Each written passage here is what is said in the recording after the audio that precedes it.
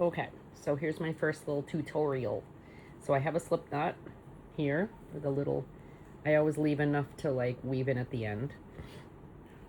Okay, so say I want a 10 stitch like square. I want to do 10 stitches and I want it to be 10 stitches all the way up until I have a square. So you have to cast on one extra. So here's my slip knot. So I'm going to cast on 1, 2, 3, 4, 5, 6, 7, 8, 9, 10. So I want 10 stitches, so I have to go one extra. One extra makes 11.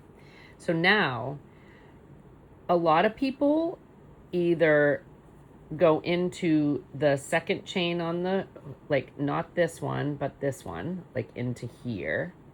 But then also you can pick up this little bump that's right here. So a lot of people start their work and they pick up the bump. So back here would be 1, 2, 3, 4, 5, 6, 7, 8, 9, 10. So the first bump you would see would be this bump. So that is one way that people do it. Can you see that? Like the back of this has a little bump that is only on the first row. And I learned this from a different type of crocheting. So instead of how a lot of them say, go into the second chain on the hook and you would go into here, you can either do that or you can turn it around and go into that little bump right there. So you could go like right under this bump like that. And it would just make a different, like how it looks at the back. Okay. So I'm just going to do it the typical way of not going in the first one, but going into the second one. So then you would do, go through and go through both. And go into, then you look and you say, I'm not going into this one, I'm going into this one. 2. So just remember which one you are coming out of, because you can see right now it's this one. There's 2, and then 3, and count, like count your stitches, so you know that when you get to the bottom, you're at 10. So this is 4, and then you'll get used to like what it looks like at the end. There's 4, and then so you went into this one, you want to go into this one. 5,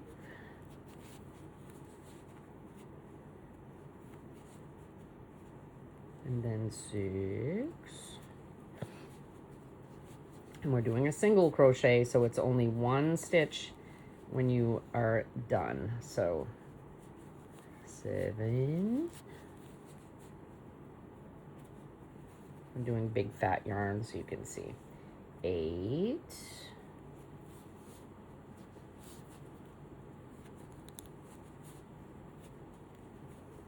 9, and this was the problem I had when I was younger and I started doing it.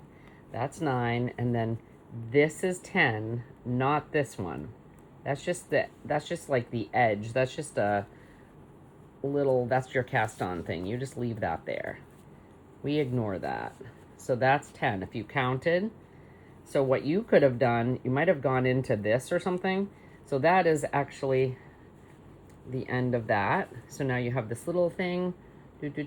Now in order to turn your work and make sure that you end up making that little, you need that little rise up here so that it goes up. So it goes up a level. You just do 1 chain, turn, and now we're just like at the beginning. Instead of going into the one that's coming off it, you go into the next one. Now, depending on how you go into it, is how the stitches will look along the edge. So if you go into the middle like this and only pick up that back one, you will have this little bump. It's like a ridge bump on the front. If you don't want that, you go under both.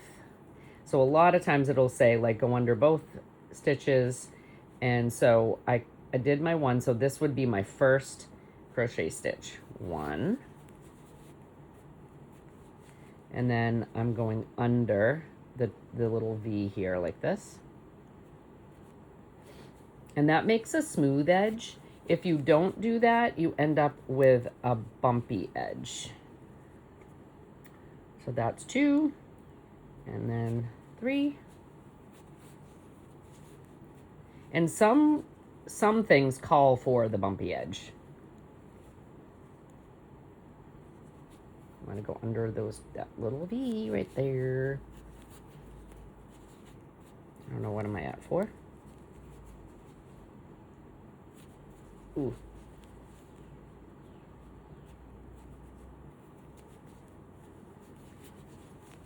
5.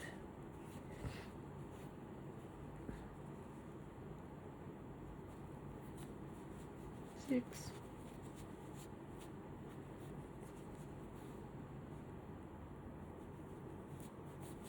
7.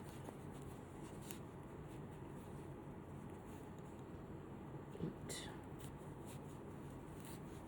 It's not like you have to count every time once you get the hang of like which ones are the end.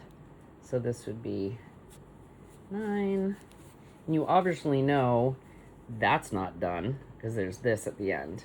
So now we go 10.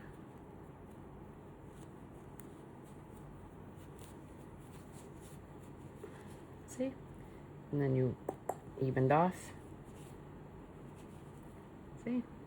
So it's a little rectangle. So as long as I do cast on 1 to make it rise up to the next level, turn, and then skip this one and go right into here, it would be doing it all over again.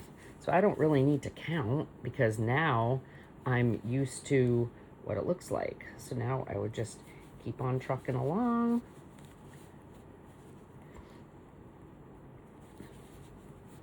And you can see that since I go under both of the legs of the stitch,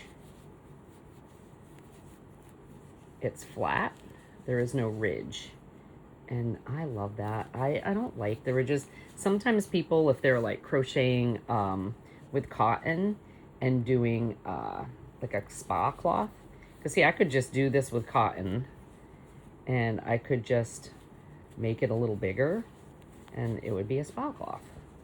And some people like a ridge, but I like it flat. So then you can see it's not quite done yet. I've got to go into this one.